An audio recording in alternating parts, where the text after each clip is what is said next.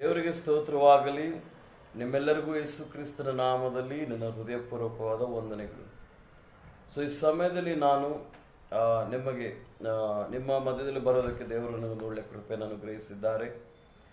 ನಾನು ಒಂದು ಸಬ್ಜೆಕ್ಟ್ನ ನಿಮ್ಮ ಹತ್ರ ನಾನು ಮಾತಾಡ್ತಾ ಇದ್ದೇನೆ. ದೇವರ ಮಕ್ಕಳೇ, ಕರ್ನಾಟಕ ರಾಜ್ಯದಲ್ಲಿ ದೇವರ ಸೇವೆ ಮಾಡುವುದಕ್ಕೂ ಮತ್ತು ದೇವರು ನನಗೆ ಕೊಟ್ಟ ಒಂದು ಒಳ್ಳೆಯ ಅವಕಾಶಕ್ಕಾಗಿ ನಾನು ಎಷ್ಟೋ ಕರ್ತನನ್ನು ಸ್ತುತಿಸುವವನಾಗಿದ್ದೇನೆ. ನಾನೊಂದು ಬೈಬಲ್ ಸ್ಕೂಲ್ನಲ್ಲಿ ಒಂದು ಟೀಚರ್ ಆಗಿದ್ದೇನೆ. ಅನೇಕವಾದ ಸಬ್ಜೆಕ್ಟ್ಗಳನ್ನ ನಾನು ಮಾತಾಡ್ತಾ ಇದ್ದೇನೆ.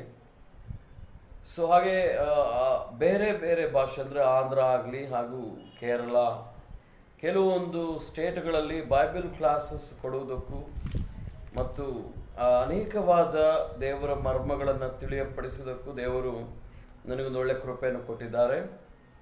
ದೇವರ ಮಕ್ಕಳೇ, ಈಗ ನಾನು ಕೆಲವೊಂದು ಸಬ್ಜೆಕ್ಟ್ಗಳನ್ನ ನಾನು ಬೈಬಲ್ ಕ್ಲಾಸಸ್ನಲ್ಲಿ ತಿಳಿಸ್ತಾ ಇದ್ದೇನೆ.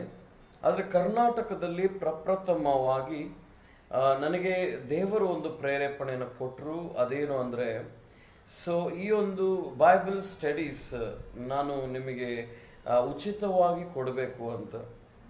ನೋಡಿ, ಅನೇಕವಾದ ಸಬ್ಜೆಕ್ಟ್ಗಳನ್ನು ದೇವರ ಆತ್ಮ ನನಗೆ ಕೊಟ್ಟಿದ್ದಾನೆ. ಇವತ್ತು ನಾನು ಅವು ದೇವರು ಅನೇಕ ಭಾಷೆಯಲ್ಲಿ ಈ ಸಬ್ಜೆಕ್ಟ್ನ ನಾನು ಮಾತಾಡ್ತಾ ಇದ್ದೇನೆ. ಈಗ ನನಗೆ ಕರ್ನಾಟಕದಲ್ಲೂ ಕೂಡ ಕನ್ನಡ ಭಾಷೆಯಲ್ಲಿ ಕರ್ನಾಟಕದಲ್ಲಿರುವ ನಮ್ಮ ಸಹೋದರರು ನಿಮಗೋಸ್ಕರ ನಾನು ಈ ಸಬ್ಜೆಕ್ಟ್ನ ಮಾತಾಡೋದಕ್ಕೆ ಇಷ್ಟಪಡ್ತಾ ಇದ್ದೇನೆ. ಅದರಿಂದ ದೇವರ ಮಕ್ಕಳೇ, ನಾನು ಒಂದು ಸಬ್ಜೆಕ್ಟ್ನ ನಿಮ್ಮ ಹತ್ರ ನಾನು ಮಾತಾಡೋದಕ್ಕೆ ಇಷ್ಟಪಡ್ತಾ ಇದ್ದೇನೆ. ಅನೇಕವಾದ ಸಬ್ಜೆಕ್ಟ್ಸ್ ಈ ಯೂಟ್ಯೂಬ್ ಚಾನಲಲ್ಲಿ ನಾನು ಅಪ್ಲೋಡ್ ಮಾಡ್ತಾ ಇದ್ದೇನೆ. ದಯವಿಟ್ಟು ಇದನ್ನು ನೋಡಿ ಹಾಗೂ ಅನೇಕರಿಗೆ ಶೇರ್ ಮಾಡಿ. ನಮ್ಮ ಯೂಟ್ಯೂಬ್ ಚಾನಲ್ನ ನೀವು ಸಬ್ಸ್ಕ್ರೈಬ್ ಮಾಡಿ, ಲೈಕ್ ಮಾಡಿ, ಬೆಲ್ ಐಕಾನ್ ಪ್ರೆಸ್ ಮಾಡಿ, ಇದನ್ನು ಅನೇಕರಿಗೆ ಶೇರ್ ಮಾಡಿ. ಮುಖ್ಯವಾಗಿ ನಮ್ಮ ಕರ್ನಾಟಕದಲ್ಲಿರುವ ಎಲ್ಲರೂ ಕೂಡ, ಎಲ್ಲ ದೇವರ ಮಕ್ಕಳು, ಅನೇಕ ಯವನಸ್ಥರು, ಅನೇಕರು ಈ ಬೈಬಲ್ ಸ್ಟಡಿ ಮಾಡಬೇಕು ಅನ್ನೋದು ದೇವರು ನನಗೆ ಕೊಟ್ಟ ಆಲೋಚನೆ.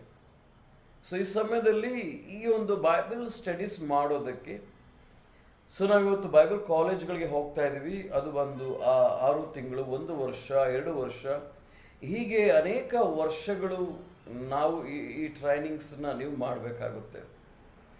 ಆದರೆ ನಾನು ನಿಮಗೆ ಉಚಿತವಾಗಿ ಯೂಟ್ಯೂಬ್ನಲ್ಲಿ ನಾನು ನಿಮ್ಮ ಜೊತೆ ಸಬ್ಜೆಕ್ಟ್ಸ್ನ ಮಾತಾಡ್ತಾ ಇದ್ದೇನೆ. ಆದ್ದರಿಂದ ನೀವು ದಯವಿಟ್ಟು ಇದನ್ನು ಕೇಳಿ ಹಾಗೂ ಅನೇಕರಿಗೆ ನೀವು ಇದನ್ನು ಶೇರ್ ಮಾಡಿ. ದೇವರ ಮಕ್ಕಳೇ, ದೇವರಿಗೆ ಸ್ತೋತ್ರವಾಗಲಿ. ಈ ಸಮಯದಲ್ಲಿ ನಾನು ನಿಮ್ಮ ಹತ್ರ ಸಬ್ಜೆಕ್ಟ್ ಮಾತಾಡಕ್ಕೆ ಹೋಗ್ತಾ ಇದ್ದೇನೆ. ನಮ್ಮ ಚಾನಲ್ನಲ್ಲಿ ಪ್ರತಿ ವಾರ ಒಂದು ಸಬ್ಜೆಕ್ಟ್ನ ನಾನು ನಿಮ್ಮ ಜೊತೆ ಮಾತಾಡ್ತಾ ಇರ್ತೇನೆ. ನೋಡಿ, ಈ ಸಮಯದಲ್ಲಿ ನಾನು ಒಂದು ಹೊಸ ಸಬ್ಜೆಕ್ಟ್ನ ನಿಮ್ಮ ಹತ್ರ ಮಾತಾಡ್ತಾ ಇದ್ದೇನೆ. ಹಾಗೂ ಮತ್ತೊಂದು ವಿಷಯ ಏನು ಅಂದರೆ 2021 ಮುಂದಿನ ವರ್ಷ ಜಾನ್ವರಿ ತಿಂಗಳಿಂದ ನಮ್ಮ ಹತ್ತಿರ ಬೈಬಲ್ ಕಾಲೇಜ್ ಪ್ರಾರಂಭ ಆಗ್ತಾ ಇದೆ. ನೋಡಿ, ಇದು ಬಂದು ಹೈದರಾಬಾದಲ್ಲೂ ಮತ್ತು ಬ್ಯಾಂಗ್ಳೂರಿನಲ್ಲೂ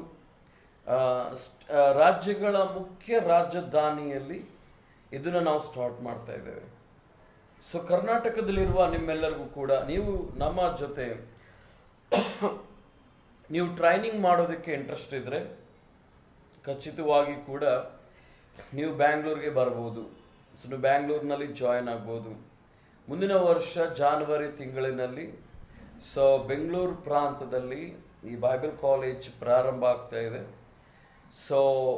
ಇದಕ್ಕೆ ನೀವು ಬನ್ನಿ. ನಾವು ಈ ಬೈಬಲ್ ಕಾಲೇಜ್ ಬಗ್ಗೆ ನೀವು ಕಾಮೆಂಟಲ್ಲಿ ನೀವು ಕೇಳುವುದಾದರೆ ನಾವು ನಿಮಗೆ ಡೀಟೇಲ್ಸನ್ನು ಕೊಡ್ತೇವೆ. ಹಾಗೂ ನಮ್ಮ ವಾಟ್ಸಪ್ ನಂಬರ್ಗೆ ನೀವು ಬೈಬಲ್ ಟ್ರೈನಿಂಗ್ ಮಾಡೋದಕ್ಕೆ ಮುಂದಿನ ವರ್ಷ ನಿಮಗೆ ಇಂಟ್ರೆಸ್ಟ್ ಇದ್ದರೆ ನಮ್ಮ ವಾಟ್ಸಪ್ ನಂಬರ್ಗೆ ಶೇರ್ ಮಾಡಿ, ನಿಮ್ಮ ಡೀಟೇಲ್ಸನ್ನ ಕೊಡಿ. ಹಾಗೂ ನೀವು ಕಾಮೆಂಟ್ ಬಾಕ್ಸ್ನಲ್ಲಿ ನಿಮ್ಮ ಡೀಟೇಲ್ಸ್ನ ಕೊಡಿ. ಒಳ್ಳೆಯದು. ಈ ಸಮಯದಲ್ಲಿ ನಾವು ಮುಂದೆ ಹೋಗುವ ದೇವರ ಮಕ್ಕಳೇ, ಬೈಬಲ್ ಸ್ಟಡೀಸ್, ಬೈಬಲ್ ಸಬ್ಜೆಕ್ಟ್ಸಲ್ಲಿ ಇವತ್ತು ನಾನು ಒಂದು ಸಬ್ಜೆಕ್ಟ್ ನಿಮ್ಮ ಹತ್ರ ಮಾತಾಡೋಕ್ಕೆ ಇಷ್ಟಪಡ್ತಾ ಇದ್ದೇನೆ. ಅದು ಬಂದು ಬೈಬಲ್ ಕಮ್ಯುನಿಕೇಷನ್. ನೋಡಿ, ಬೈಬಲ್ ಕಮ್ಯುನಿಕೇಷನ್ ನಿಮಗೆ ಗೊತ್ತಾ? ಅಂದರೆ ಕಮ್ಯುನಿಕೇಷನ್ ನಮಗೆ ಬೈಬಲ್ ಗೊತ್ತು. ಸೊ ಹಾಗೂ ಕಮ್ಯುನಿಕೇಷನ್ ಅಂದರೆ ಏನು? ಸೊ ನೋಡಿ, ಕಮ್ಯುನಿಕೇಷನ್ ಅಂದರೆ ಒಂದು ಸಂಭಾಷಣೆ ಮಾಡುವುದು ಹಾಗೂ ಮಾತಾಡ್ತಾ ಇರುವುದು. ನೋಡಿ, ಇವತ್ತು ನಾವು ಆಲೋಚನೆ ಮಾಡಬೇಕು ಕಮ್ಯುನಿಕೇಷನ್, ಬೈಬಲ್ ಕಮ್ಯುನಿಕೇಷನ್. ಮೊದಲು ನಾವು ಕಮ್ಯುನಿಕೇಷನ್ ಬಗ್ಗೆ ಮಾತಾಡೋಣ. ಈ ಸಬ್ಜೆಕ್ಟ್ ನೀವು ಬರ್ಕೋಬೇಕು.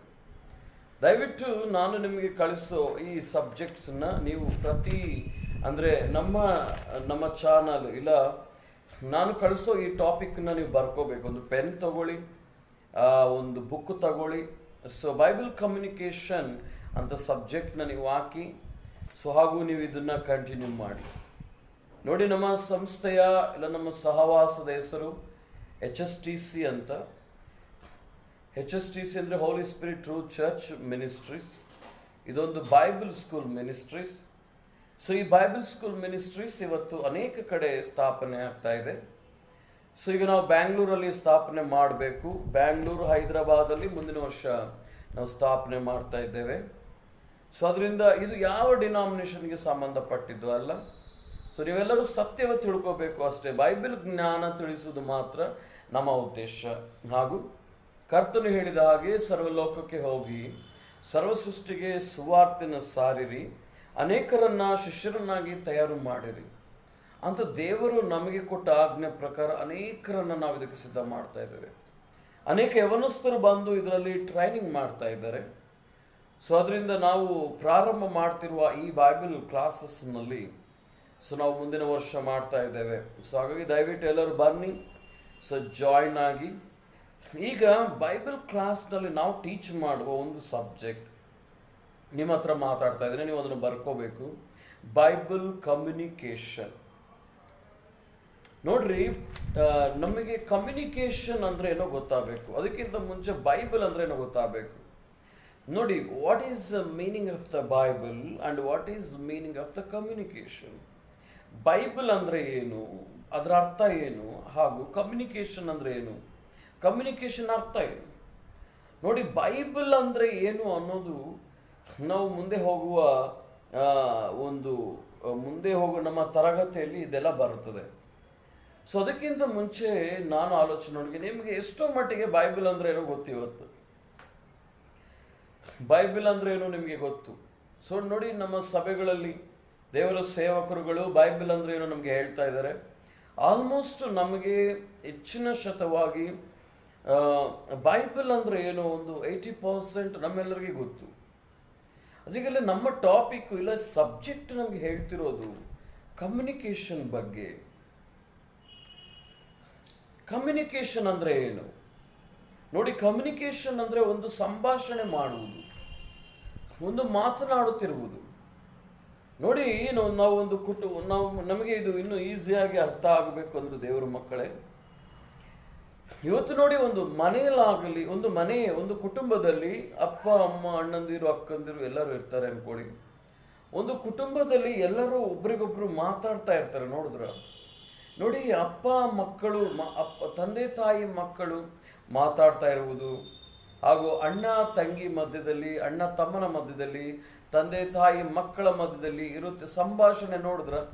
ಅಪ್ಪ ಅಮ್ಮ ದಿನ ಮಕ್ಕಳ ಹತ್ರ ನೋಡ್ತಿರ್ತಾರೆ, ಮಾತಾಡ್ತಿರ್ತಾರೆ, ಮಕ್ಕಳು ಕೂಡ ಮಾತಾಡಿಸ್ತಿರ್ತಾರೆ, ಎಲ್ಲರೂ ಕೂಡ ಮಾತಾಡ್ತಿರ್ತಾರೆ.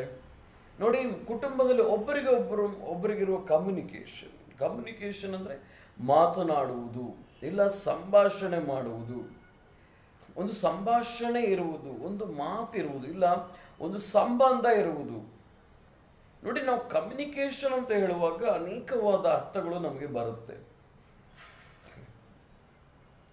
ಈಗ ನಮಗೆ ಒಂದಾಯ್ತು, ಒಂದು ಕುಟುಂಬದಲ್ಲಿ ಇರುವುದು ಕಮ್ಯುನಿಕೇಷನ್.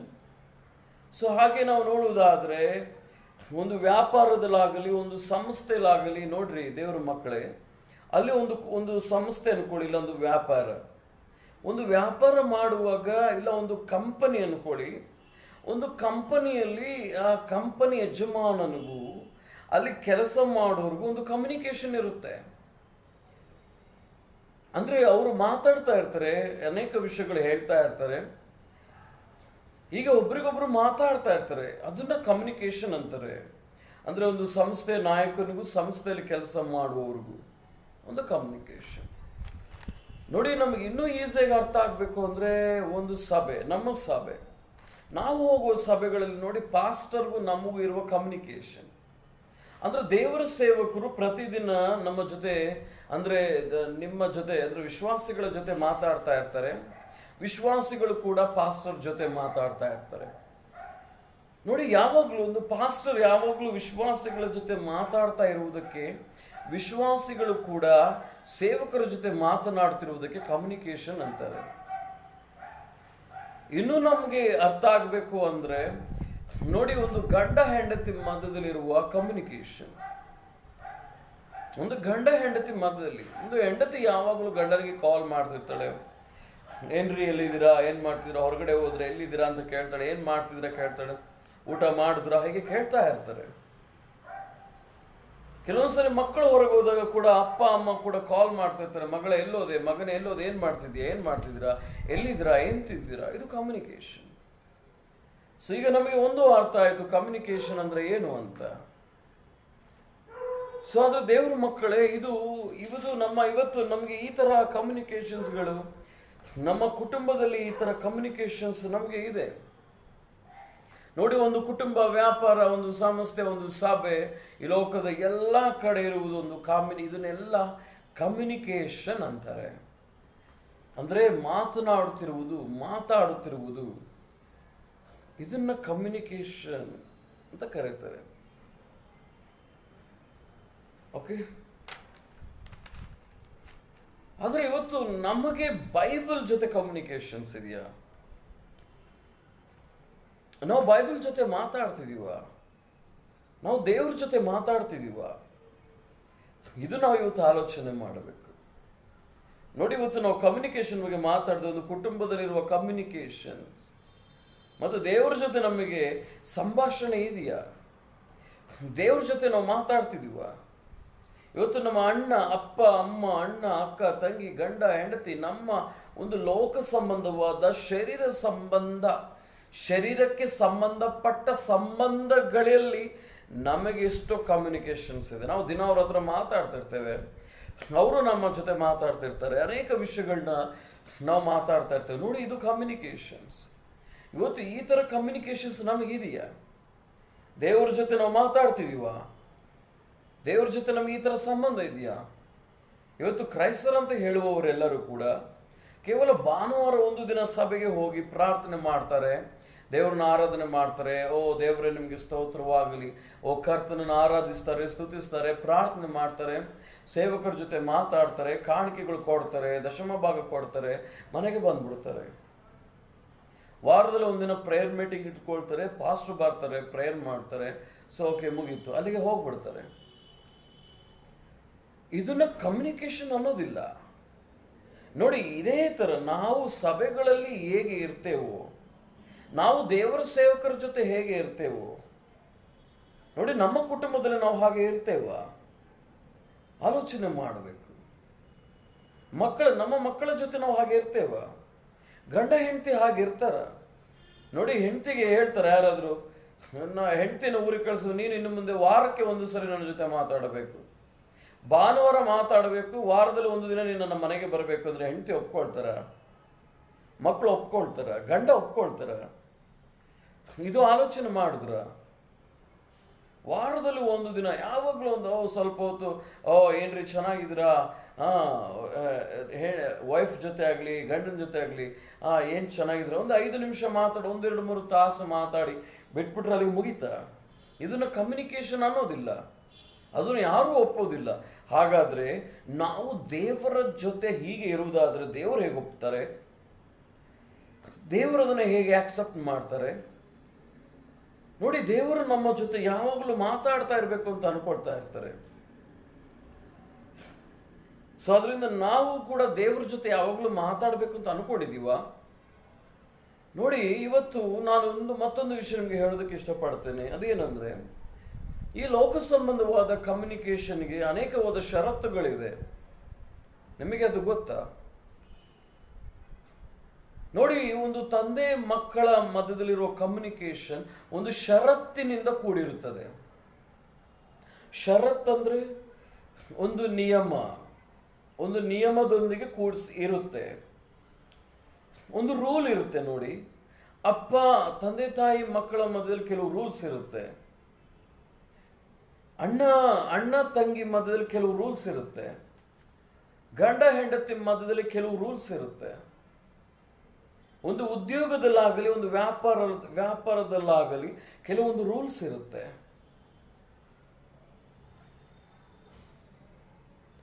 ನೋಡಿ, ಎಲ್ಲದರಲ್ಲೂ ಕೂಡ ಕೆಲವು ರೂಲ್ಸ್ ಇರುತ್ತೆ ದೇವರ ಮಕ್ಕಳೇ. ಅಂದ್ರೆ ಈ ಲೋಕ ಸಂಬಂಧವಾದ ಕಮ್ಯುನಿಕೇಶನ್ಸ್ಗೆ ಕೆಲವು ರೂಲ್ಸ್ ಇದೆ. ಒಂದು ಪಾಸ್ಟರ್ ವಿಶ್ವಾಸಿಗಳ ಮಧ್ಯದಲ್ಲಿರೋ ಕಮ್ಯುನಿಕೇಶನ್ಸ್ಗೆ ಕೆಲವು ರೂಲ್ಸ್ ಇದೆ. ಆದ್ರೆ ದೇವರ ಜೊತೆ ಕೂಡ ನಾವು ಕಮ್ಯುನಿಕೇಶನ್ ಮಾಡ್ಬೇಕಂದ್ರೆ ಅಲ್ಲೂ ಕೂಡ ರೂಲ್ಸ್ ಇದೆ. ನೋಡಿ, ಕಮ್ಯುನಿಕೇಶನ್ ಅಂದ್ರೆ ನಮಗೆ ಅರ್ಥ ಆಯ್ತು, ಲೋಕ ಸಂಬಂಧವಾದ ಕಮ್ಯುನಿಕೇಶನ್ಸ್ ನಮಗೆ ಗೊತ್ತಾಯ್ತು. ಆದ್ರೆ ಈಗ ನಾವು ದೇವರ ಜೊತೆ ಕೂಡ ಕಮ್ಯುನಿಕೇಶನ್ ಇರಬೇಕು ಅನ್ನೋದು ನಮಗೆ ಅರ್ಥ ಆಗ್ತಾ ಇದೆ. ಬೈಬಲ್ ಜೊತೆ ಕೂಡ ನಾವು ಕಮ್ಯುನಿಕೇಶನ್ ಆಗಿ ಇರಬೇಕು ಅನ್ನೋದು ನಮಗೆ ಅರ್ಥ ಆಗ್ತಾ ಇದೆ. ಆದ್ರೆ ಎರಡನೇ ವಿಷಯ ಏನು ಅಂದ್ರೆ,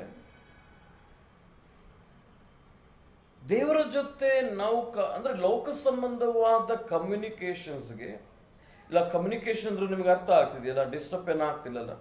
ಕಮ್ಯುನಿಕೇಶನ್ ಅಂದ್ರೆ ಒಂದು ಸಂಬಂಧ, ಒಂದು ರಿಲೇಶನ್ಶಿಪ್ ಇರೋದು, ಮಾತಾಡ್ತಿರೋದು, ಸಂಭಾಷಣೆ ಮಾಡ್ತಿರೋದು. ಕೆಲವ್ರು ಹೇಳ್ತಾರಲ್ಲ, ನೋಡಿದ್ರ, ನಾವು ಕೆಲವು ಟಚ್ಚಲ್ಲಿ ಇರೋ ಅಂತಾರೆ.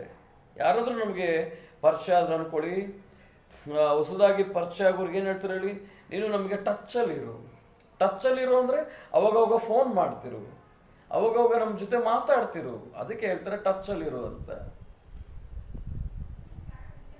ಸೊ ಅದರಿಂದ ದೇವರ ಮಕ್ಕಳೇ, ಬೈಬಲ್ ಜೊತೆ ದೇವರ ಜೊತೆ ನಮಗೆ ಕಮ್ಯುನಿಕೇಶನ್ಸ್ ಬೇಕು.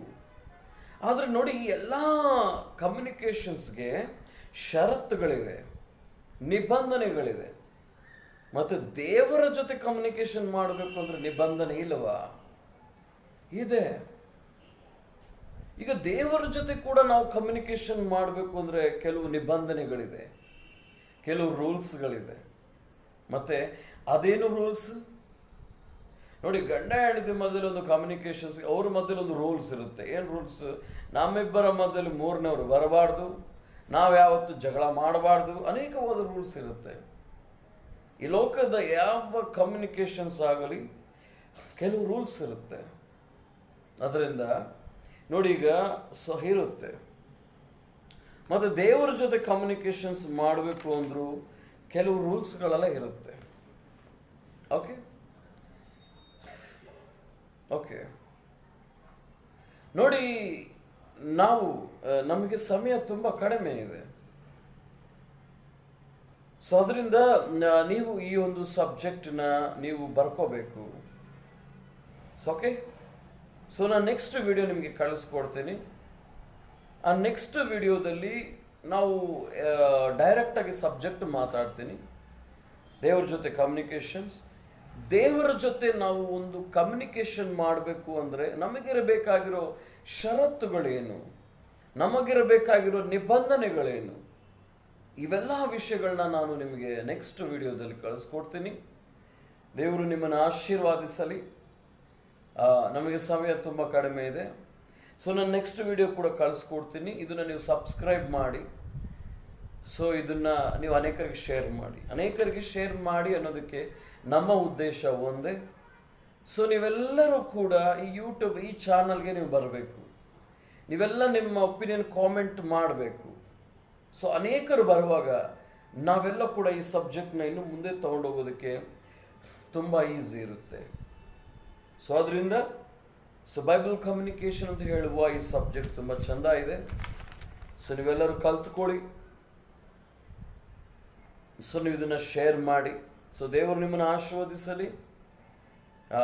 ಮತ್ತೊಂದು ಸಾರಿ ಕೂಡ ನೀವು ಇದನ್ನು ಬರೆದುಕೊಂಡು ನೀವು, ಯಾಕೆ ಅಂದರೆ ಇದು ನಾವು ಹೊಸದಾಗಿ ಚಾನಲ್ ಸ್ಟಾರ್ಟ್ ಮಾಡ್ತಿದ್ದೇವೆ, ಇದನ್ನು ಹೊಸದಾಗಿ ಮಾಡ್ತಿದ್ದೇವೆ. ಸೊ ಆದ್ದರಿಂದ ಅನೇಕರಿಗೆ ರೀಚ್ ಆಗಬೇಕು ಅನ್ನೋದು ನಮ್ಮ ಉದ್ದೇಶ. ನೀವೆಲ್ಲರೂ ಬನ್ನಿ. ಸೊ ನಾವು ಮತ್ತೆ ನೀವು ಇದನ್ನು ಸಬ್ಸ್ಕ್ರೈಬ್ ಮಾಡ್ಕೊಳ್ಳಿ. ನಾನು ಮತ್ತೆ ನೆಕ್ಸ್ಟ್ ವಿಡಿಯೋ ನಾನು ಸೆಂಡ್ ಮಾಡ್ತೀನಿ. ದೇವರು ನಿಮ್ಮನ್ನು ಆಶೀರ್ವದಿಸಲಿ. God bless you. ನಿಮಗಾಗಿ ನಾನು ಪ್ರಾರ್ಥನೆ ಮಾಡ್ತೇನೆ. ನಾವು ಒಂದು ನಿಮಿಷ ಕಣ್ಣುಗಳು ಮುಚ್ಚಿ ಪ್ರಾರ್ಥನೆ ಮಾಡುವ. ದೇವರ ಮಕ್ಕಳ, ದೇವರ ಜೊತೆ ಇವತ್ತು ನಾವು ಒಂದು ಒಳ್ಳೆ ಕಮ್ಯುನಿಕೇಶನ್ ಇರಬೇಕು. ಈ ಲೋಕದ ಜೊತೆ ಅಲ್ಲ, ದೇವರ ಜೊತೆ ನಾವು ಒಂದು ಕಮ್ಯುನಿಕೇಶನ್ ಆಗಿರಬೇಕು. ಸೊ ಅದಕ್ಕಾಗಿ ನಾವು ಪ್ರಾರ್ಥನೆ ಮಾಡುವ, ಪ್ರಾರ್ಥಿಸುವ. ಪರಲೋಕದಲ್ಲಿರುವ ನಮ್ಮ ತಂದೆಯಾದ ದೇವರೇ, ನಿನ್ನ ಪರಿಶುದ್ಧ ನಾಮಕ್ಕೆ ಸ್ತೋತ್ರ ಮಾಡ್ತೇನೆ ಅಪ್ಪ. ಸಮಯದಲ್ಲಿ ಕರ್ತನೆ, ಬೈಬಲ್ ಕಮ್ಯುನಿಕೇಶನ್ ಅಂತ ಹೇಳುವ ಈ ಸಬ್ಜೆಕ್ಟ್ನ ಅಪ್ಪ ಯೂಟ್ಯೂಬ್ ಚಾನಲಿಂದ ಮಾತಾಡೋದಕ್ಕೆ ನೀನು ಕೊಟ್ಟ ಕೃಪೆಗಾಗಿ ಸ್ತೋತ್ರ. ಇದನ್ನು ಕೇಳ್ತಿರೋ ನಿನ್ನೆಲ್ಲ ಮಕ್ಕಳನ್ನು ಆಶೀರ್ವದಿಸು, ದೀವಿಸು ಕರ್ತನೆ. ಅಪ್ಪ ನಾವು ಹೊಸ ಅನೇಕ ಸಬ್ಜೆಕ್ಟ್ಗಳನ್ನ ಈ ಚಾನಲ್ನಲ್ಲಿ ನಾವು ಮಾತಾಡೋಕ್ಕೆ ಹೋಗ್ತಿರುವಾಗ ಅನೇಕರನ್ನ ಪ್ರೇರೇಪಿಸು ಕರ್ತನೆ. ಕರ್ನಾಟಕದಲ್ಲಿರುವ ಎಲ್ಲ ನಿನ್ನ ಮಕ್ಕಳು ಇದರ ಬಗ್ಗೆ ತಿಳಿದುಕೊಳ್ಳಲಿ, ನಿನ್ನ ಜ್ಞಾನವನ್ನು ಪಡೆಯಲಿ. ಅನೇಕರು ಇದನ್ನು ಸತ್ಯವನ್ನು ತಿಳಿದುಕೊಂಡು ಕರ್ತನೆ ಒಂದು ದೊಡ್ಡ ಬದಲಾವಣೆ ಉಂಟಾಗಲಿ. ಕರ್ತನೆ, ನಮ್ಮ ಪ್ರಾರ್ಥನೆ ಕೇಳಿದಕ್ಕಾಗಿ ಸ್ತೋತ್ರ. ಯೇಸುವಿನ ನಾಮದಲ್ಲಿ ಪ್ರಾರ್ಥನೆ ಬೇಡಿ ಹೊಂದಿರುತ್ತೇನೆ ಕರ್ತನೆ. ಆಮೇನ್, ಆಮೇನ್. ಸೊ ನಿಮ್ಮೆಲ್ಲರಿಗೂ ವಂದನೆಗಳು. Price the lord. ಶಲೋಮ್. ದೇವರು ನಿಮ್ಮನ್ನು ಆಶೀರ್ವದಿಸಲಿ. ಸೊ ನಾನು ಮತ್ತೆ ನೆಕ್ಸ್ಟ್ ವಿಡಿಯೋದಲ್ಲಿ ನಿಮ್ಮ ಹತ್ರಕ್ಕೆ ಬರ್ತೇನೆ. ಸೊ ಅನೇಕ ಇನ್ನೂ ಕಮ್ಯುನಿಕೇಷನ್ಸ್ ಬಗ್ಗೆ ನಾವು ಮುಂದೆ ಹೋಗು. ಮೊದಲನೇ ದಿನ ಇದು, ಅದಕ್ಕೆ ಕೆಲವೊಂದು ವಿಷಯಗಳು ಹೆಚ್ಚಾಗಿ ಜನರಲ್ ಆಗಿ ನಾನು ಮಾತಾಡಿದೆ. ಬಟ್ ನೆಕ್ಸ್ಟ್ ವಿಡಿಯೋ ಆಗಿರೋದಿಲ್ಲ, ಡೈರೆಕ್ಟ್ ನಾವು ಸಬ್ಜೆಕ್ಟಿಗೆ ಹೋಗೋಣ. ದೇವರು ನಿಮ್ಮನ್ನು ಆಶೀರ್ವದಿಸಲಿ. God bless you. Praise the Lord. Bye bye.